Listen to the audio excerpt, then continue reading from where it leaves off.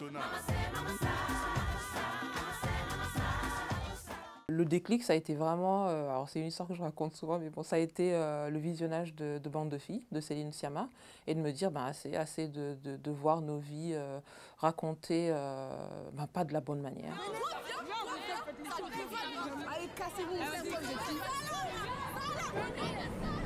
Et moi, je ne me suis jamais vue à l'écran. Je n'ai jamais vu ma sœur, je n'ai jamais vu mes cousines, je n'ai jamais vu mes tantes, je n'ai jamais vu les personnes que j'ai autour de moi qui font des choses, qui sont caissières, qui sont journalistes. Je ne les voyais pas à l'écran. J'ai pas l'impression qu'il y ait aujourd'hui, en tout cas, un imaginaire très construit autour de la femme noire. Je pense qu'il se concentre davantage sur l'âme noire.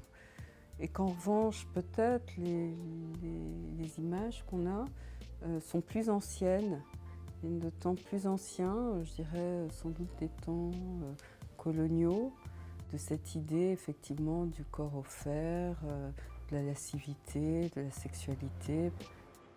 Alors, lorsqu'on parle de la représentation des Noirs, de la représentation du noir, de ce que c'est d'être noir en Occident, on est enfermé dans des représentations qui ont une origine historique. Et ces représentations, il faut les connaître, il faut les déconstruire un peu avant de se dire, voilà, on va tendre à un universel ou dans quelque chose où la race, la couleur de peau n'a plus d'importance. Moi, c'est ce que je veux. Je pense que le projet final, c'est ça. Mais avant d'arriver à ça, il faut comprendre pourquoi on a ces réactions qui, des fois, sont extrêmement intériorisées, dont on ne connaît même pas les sources. Donc ça, c'est pour la couleur en général. Mais lorsqu'on regarde à l'intérieur de la couleur, les représentations sont très différentes pour les hommes de ce qu'elles sont pour les femmes. Les gens vont parler de nous en France en parlant d'immigration, alors qu'on n'est pas des immigrés. On va parler de noirs ou on va parler de race en s'appuyant sur les États-Unis, alors qu'on n'est pas des Américains. Et donc, si tu es noir et français ou noir et de couleur, noir et non blanc, ben, t'as pas tellement de place. Il y a une spécificité au fait noir en France qui a trait au fait d'habiter dans un pays où on a une république qui dit qu'elle est une, indivisible, qu'elle ne reconnaît pas les identités en trait d'union. Et ça, c'est parfait. Ce projet universaliste, il est parfait.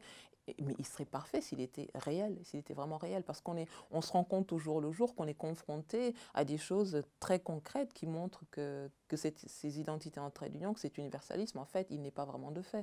Et l'une de ces premières choses, c'est cette fameuse question d'où viens-tu ou d'où tu es. Et là, on se rend compte que voilà, on ne théorise pas la race, mais la race, elle est quelque part. Parce que les gens ont identifié la citoyenneté à la couleur, même si on ne le dit pas. Je ne passe pas toutes les secondes à me dire « est-ce que je suis noire ?» Non, on a d'autres choses, on a des loyers à payer, on a des papiers à écrire, on a du travail à faire. Mais ce travail identitaire, on est arrivé à un moment où on est presque obligé de le faire à cause du regard des autres. Le plus violent, le plus difficile que j'ai pu vivre, c'est quand j'étais au Sénégal. Et là, j'ai vu que je n'étais pas sénégalaise. On m'a renvoyé au fait que j'étais une toubab. Et là, je pense que ça a été beaucoup plus violent pour moi qu'on rejette ma part d'africanité de cette manière que l'idée qu'ici, je ne sois pas sénégalaise ou que je ne sois pas française. Donc voilà, c'est un écartèlement constant. C'est comme si tu te rends compte que tu avais grandi un peu écartelé entre deux mondes. T'as l'Afrique et puis t'as la France. Souvent, on me dit « oh, vous avez fait un documentaire sur les femmes noires en France » et moi, je rectifie tout de suite, j'ai fait un documentaire sur des femmes noires. Donc, c'est des expériences individuelles.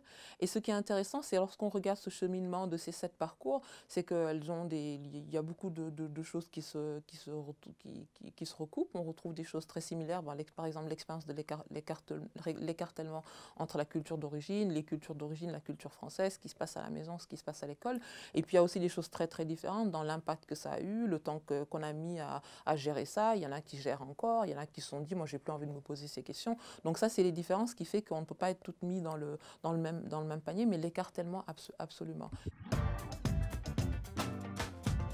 Lorsque les gens s'offusquent de ce titre, moi, je leur remets cette anecdote qui, pour moi, dit beaucoup de choses. Marianne, depuis l'avènement de la République 1792, a toujours été une femme blanche. Toujours, toujours. Et en 2013, on a eu une femme blanche ukrainienne, donc, qui n'était pas française, qui n'avait aucun lien avec la République. Donc comment une femme blanche qui n'est pas française peut représenter quelque chose que, voilà, une Guadeloupéenne ou une Martiniquaise ou une jeune fille de Drancy d'origine malienne ne pourrait pas représenter. Donc ça pose beaucoup de questions. Donc voilà, Marianne Noire.